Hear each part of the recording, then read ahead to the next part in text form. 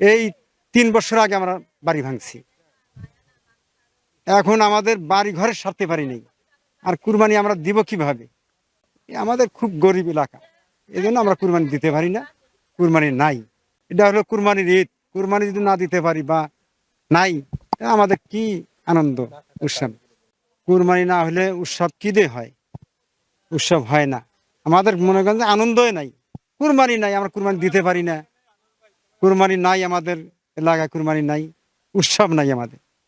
নদী ভাঙার তো কোনো শেষ নাই, কারণ আমরা তো এখানে ছোট থেকে দেখি আমাদের বাড়ি ওই পার থেকে এই পার নিয়ে এসে আস্তে আস্তে এ পর্যন্ত আমরা নদী ভাঙন এলাকায় আছি। যদি আমরা নদী ভাঙন এলাকায় থাকি তাহলে সেই ইন্ধনটা কি খুবই কষ্টই বর্তমান। এই চরে কোরবানি তো মোটামুটি হয় না, কারণ এবারও আমাদের এই এলাকায় কোরবানি নাই। কেন নাই? সবই হলো গরিব মানুষ, কে কোরবানি দিবে? দেওয়ার মতো কেউ নাই। গরু দেখা যায় এগুলা অনেক মাসের গরু, অন্য অন্য লোকের গরু এখানে এনে ঘাস খাওয়ায়। যদি আমাদের এলাকায় কুরবানি না হয় তাহলে পোলাপান বাচ্চা কাচ্চা কিভাবে উচ্ছ্বাস হয়?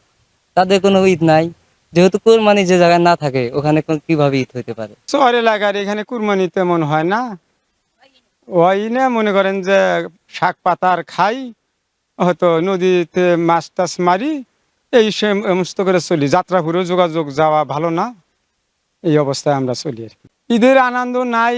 এই যে রোজার ঈদের মধ্যে আমি এই আড়ুভাঙ্গা আসিলাম, মনে করেন যে মির্জাপুর থানায় ইট বাড়ায়, আমি টাকার অভাবে বাড়িতেই আসতে পারিনি। কে আমার এখানে ঈদের আমাদের কোনো আনন্দ নাই, গরিব লোক, গরিব এলাকার গরিব লোক বেশি। আমাদের এখানে ঈদগাহ মাঠ নাই, ওই সরজমিনে আমরা এমনি এক বছর এক জায়গায় নামাজ পড়ি, ঈদগাহ মাঠ পড়ি।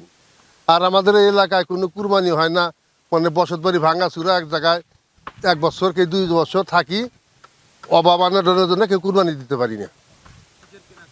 ঈদের কেনাকাটাও খুব কষ্ট আমাদের, ওই হয়তো কেউ কাজ কাম বাইরে করে তাই কিনতে পারে, আর যে কাজ কাম বাইরে না করে কেনা পারে না, ওই অবস্থায় পুরান কাপড় ব্যবহার করেই ঈদ করে।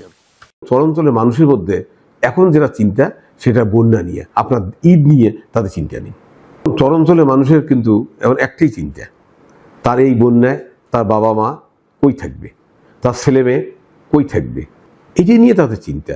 আপনি বলতেছেন ঈদের কথা, ঈদ ওদের জন্য একটা বিলাসিতা। আমাদের কুড়িগ্রামে 70.8% দরিদ্র, তার মধ্যে আমার মনে হয় চরে সবচেয়ে বেশি।